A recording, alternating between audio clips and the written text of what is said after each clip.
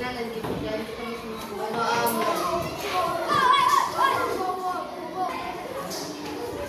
selesai. Thank you. Selamat kembali ke tempat. Ya, supaya kita semakin semangat dalam belajar hari ini, kita mau ice breaking dulu ya. Kita mulai tepuk 1, tepuk 2, tepuk 3, tepuk 4, tepuk 5, tepuk fokus.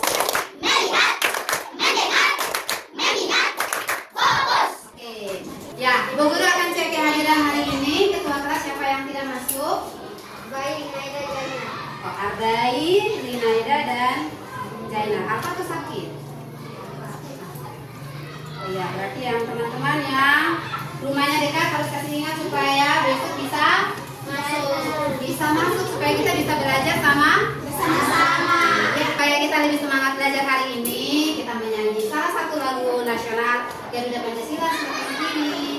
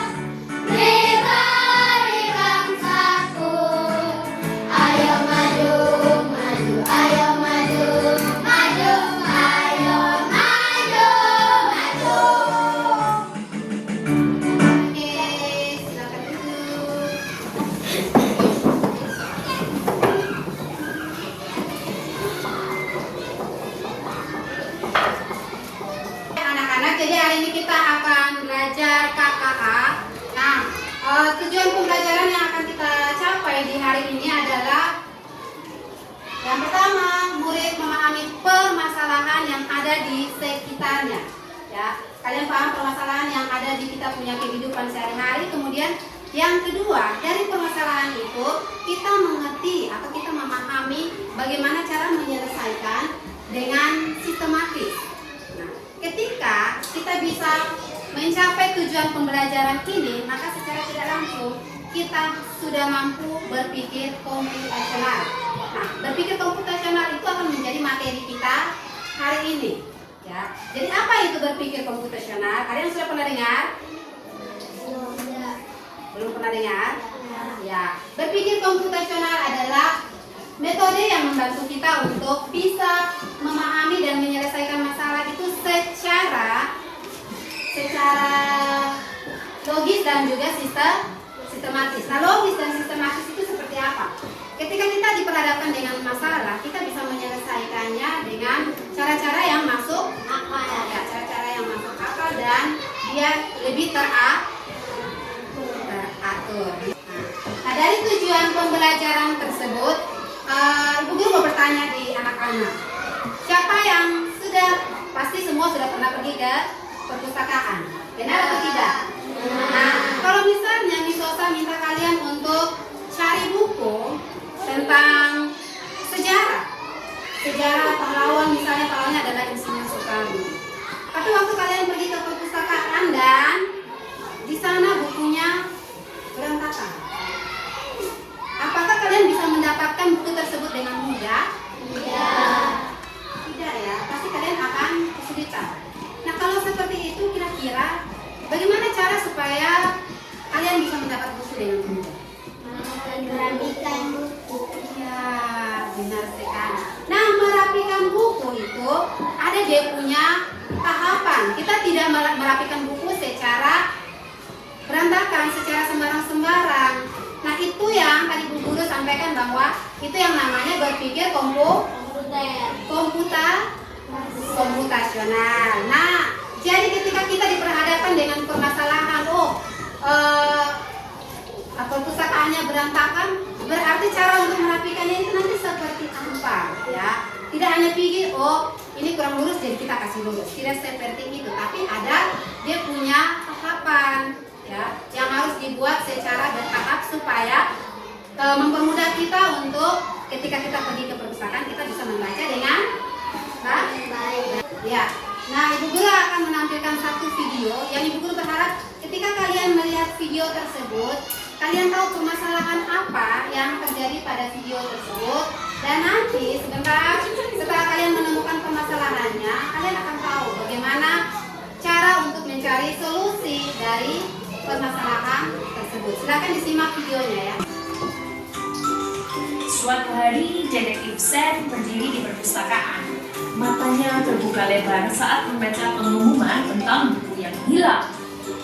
Oh tidak, kita harus menemukan buku-buku itu. Detektif Sam mulai bekerja, berlutut di lantai untuk memeriksa tumpukan buku, mencari petunjuk tentang kemana buku-buku itu bisa pergi. Semoga salah satu buku ini bisa membantu saya menemukannya. Selanjutnya, dia mendekati pustakawan, bersemangat untuk mendapatkan lebih banyak informasi tentang buku yang hilang. Apakah ada kegiatan mencurigakan di sini? Sam memutuskan untuk memeriksa bagian anak-anak, di mana dia melihat beberapa rak yang tampak kosong. Kemana hilangnya semua buku-buku ini? Detektif Sam mendekati sekelompok anak yang sedang bermain dan bertanya pada mereka, apakah mereka melihat sesuatu yang aneh. Apakah kalian melihat buku yang hilang? Saya sedang memecahkan kasus. Tiba-tiba dia melihat tanda buku berwarna-warni tergeletak di lantai. Ini terlihat familiar. Saya rasa ini milik salah satu buku yang hilang. Sam memeriksa tanda buku itu, memperhatikan ada gambar buku terkenal di atas. Ini bisa membawanya ke petunjuk berikutnya. Ayo kita lihat kemana petunjuk ini mengarah. Dengan menggunakan tangga kecil, detektif Sam memanjat ke rak buku tertinggi, berharap menemukan lebih banyak petunjuk di antara tumpukan buku yang tinggi. Saya yakin jawabannya ada di sini. Yang mengejutkan, Sam menemukan tumpukan buku tersembunyi di balik ensiklopedia besar yang berdebu. Dia hampir tidak percaya. Ketemu. Tapi bagaimana buku-buku ini bisa ada di sini ya? Setelah mengumpulkan buku-buku itu, Sam berpikir bagaimana buku-buku itu bisa tersembunyi. Mungkin mereka hanya salah tempat oleh pembaca yang bersemangat. Ayo kembalikan buku-buku ini ke tempat semestinya. Detektif Sam meletakkan buku-buku yang sudah dikembalikan di rak dengan senyuman puas, memastikan buku-buku itu mudah ditemukan oleh semua orang. Sekarang semua orang bisa menikmati cerita ini lagi. Sam mengumpulkan anak-anak dan berbagi betapa pentingnya membaca dan merawat buku-buku perpustakaan. Membaca membuka dunia baru. Ayo kita janji untuk menjaga buku kita. Pada hari itu, detektif Sam dan teman-temannya merayakan keberhasilan mereka dengan membaca cerita favorit mereka bersama di perpustakaan. Ini bagian terbaik menjadi detektif, berbagi cerita.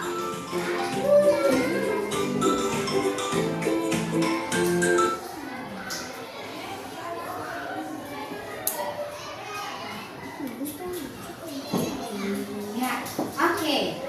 Nah, dari video yang kalian tonton tadi, saya mau tanya, ada permasalahan tidak? Ada. Ada, ya. Permasalahannya apa? Siapa yang mau menjawab? Silakan, boleh angkat tangan. Ya, Bintang. Buku di perpustakaan hilang.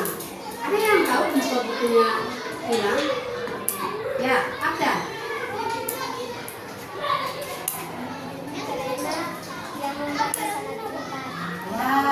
Yang membaca ternyata salah menempatkan buku yang seharusnya ada di tempat semula. Nah, ini yang sering terjadi ketika kita ada di perpustakaan. Nah, kalau di akhir dari video tadi dia bilang karena itu kalau kita membaca kita harus letakkan buku kembali di tempatnya supaya orang lain yang mau membaca juga tidak kesulitan. Nah, dari video tersebut Ibu Guru akan kasih tugas. Nah, dari tugas ini Ibu Guru berharap masing-masing kalian bisa tahu kira-kira bagaimana cara menyusun buku berdasarkan jenis yang tepat.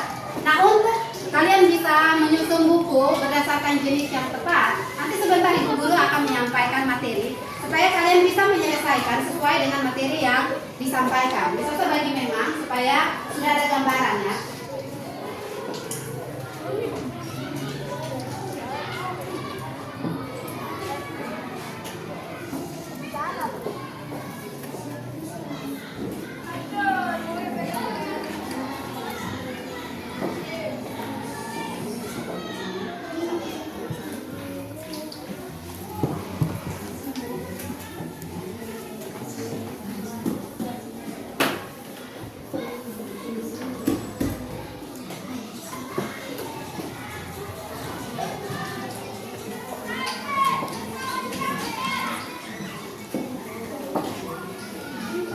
Oke, seperti yang Misosa sampaikan, nah untuk membuat kalian bisa menyusun jenis buku berdasarkan jenis yang tepat, alurnya harus seperti apa, silakan menyimak penjelasan Misosa.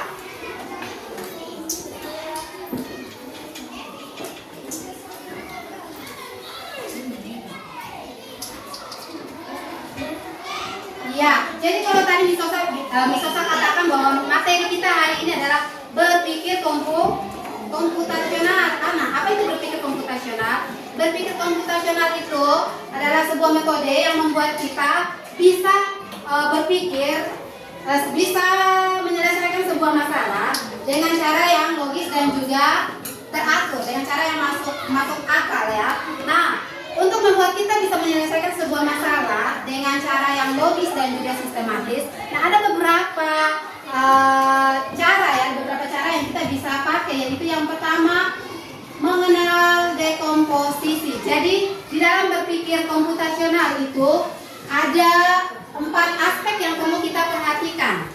Ya, ada 4 aspek. Nah, silakan diperhatikan dengan baik karena ketika kita selesai dari materi ini dan kalian menyelesaikan itu, ada game yang harus kalian selesaikan ya. Nah, mengenal dekomposisi. Kita mulai dari yang paling pertama yaitu mengenal dekomposisi. Apa itu mengenal dekomposisi? Ya. Nah, dekomposisi itu bagaimana kita memecahkan masalah menjadi bagian-bagian yang lebih kecil. Ya. Jadi ketika kita ada di dalam sebuah permasalahan, kita bisa memilah terlebih dahulu, cara yang paling sederhana itu apa. Jadi kita pilih dari bagian yang paling kecil terlebih dahulu. Itu yang dia punya nama dekomposisi.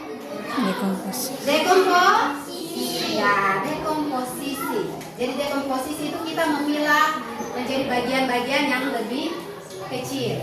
Ya. Oke. Nah, contohnya coba kalian lihat di sini, ketika dia mau menyusun yang namanya puzzle, ya, dia harus susun dari bagian yang paling kecil sampai pada akhirnya dia bisa membentuk sebuah gambar yang utuh. Itu contoh dekomposisi. Jadi kita tidak satu kali susun dia semua satu kali, ya, harus bertahap, harus dari bagian-bagian yang kecil sampai dia menghasilkan gambar yang utuh. Nah, yang kedua pengenalan pola. Pengenalan pola itu seperti apa? Jadi kalau pengenalan pola itu kita membuat sebuah bentuk atau sebuah gambar berdasarkan jenis yang sama. Atau contoh pola lain itu misalnya ketika kalian buat gelang tangan menggunakan manik-manik. Nah, supaya dia menjadi indah, kita buat harus ada dia punya pola. Jadi contoh misalnya di manik-manik itu ada warna merah, ada warna putih, ada warna kuning. Kalau kita mau buat dia supaya dia menjadi indah, kita harus atur. Oh, merah 2 kali, putih 2 kali, kemudian kuning 2 kali dan sebaliknya. Dan seterusnya, bukan sebaliknya, dan seterusnya. Jangan dibuat merah 1 kali, terus putihnya 3 kali, terus merahnya ini kuningnya 2 kali. Ya. Terus kembali lagi merahnya 2 kali. Padahal tadi awalnya merahnya cuma 1 kan. Jadinya itu tidak sesuai dengan pola. Oke. Ya, itu contohnya. Jadi dia harus punya pola. Kita menemukan kesamaan. Yang berikut, fokus pada hal yang penting. Ini namanya abstraksi. Jadi abstraksi itu adalah kita ketika menyelesaikan sebuah masalah, kita fokus pada hal-hal yang paling penting. Ya. Contoh misalnya ketika kalian ada di menyusun sebuah buku, supaya mempermudah orang lain membaca, ini contoh lain ya, walaupun nanti kalian akan mengerjakan bagian ini, buku kasih gambaran memang, supaya sebentar kalian bisa menyelesaikan tugas yang bisa kasih. Ketika kalian pergi ke perpustakaan dan mengatur buku, kalau misalnya untuk membuat orang paham, ya, paham buku apa yang mereka cari, apakah kita harus atur buku berdasarkan warna? Warna itu tidak penting, ya. Jadi ambil bagian yang paling penting. Jangan karena saya suka merah jadi saya mau atur semua merah. Terus sekarang orang mau pergi cari buku, mau cari buku ini ensiklopedia, ada di mana? Karena tidak bisa menemukan dengan gampang karena diatur berdasarkan warna. Padahal yang paling penting harus diatur berdasarkan dia punya jenis. Nah, gitu ya. Kemudian yang terakhir, nah, ada dia punya langkah-langkah.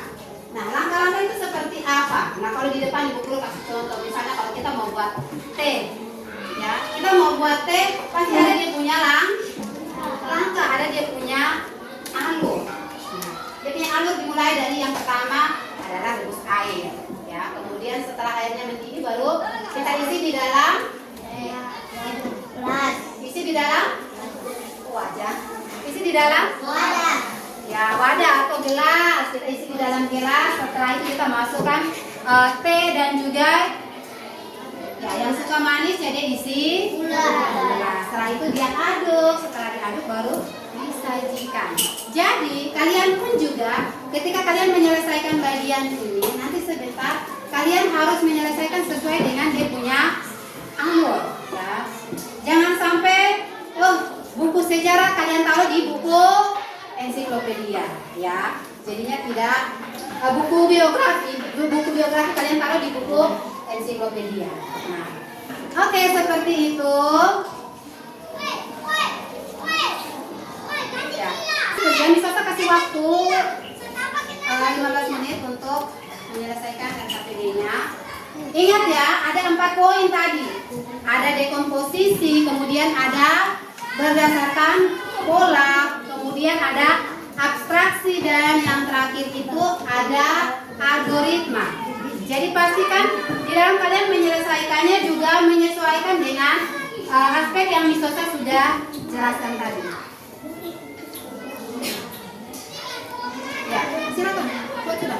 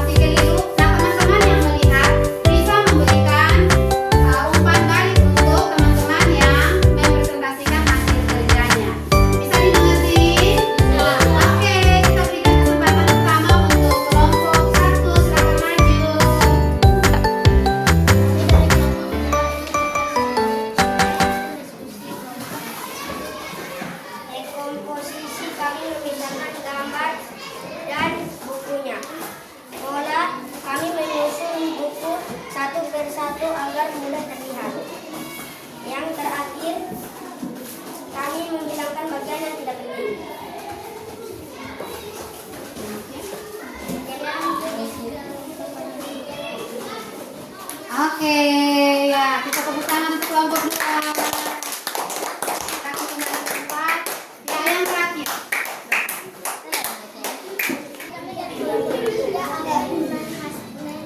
Mempresentasikan hasil diskusi kami.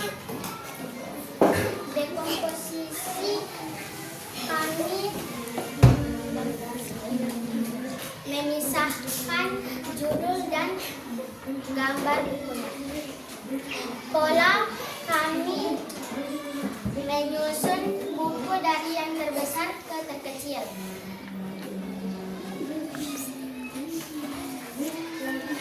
Yang terakhir, kami memisahkan yang bagian yang tidak penting. Sekian dan terima kasih. Oke, kita kasih tepuk tangan untuk kelompok 3. Kembali ke tempat. Oke, nah kalian sudah menyelesaikan hasil LKPD kalian. Kalian juga sudah mempresentasikan hasil dari diskusi kalian tadi dalam kelompok. Nah, sekarang untuk mengevaluasi apakah sejauh pertemuan dari awal kalian sudah memahami materi atau belum. Nah, untuk evaluasi kita akan bermain game. Nah, siapa yang mau main game? Saya. Ya, semua main game. Silakan kelompok yang ada di sana boleh silakan maju.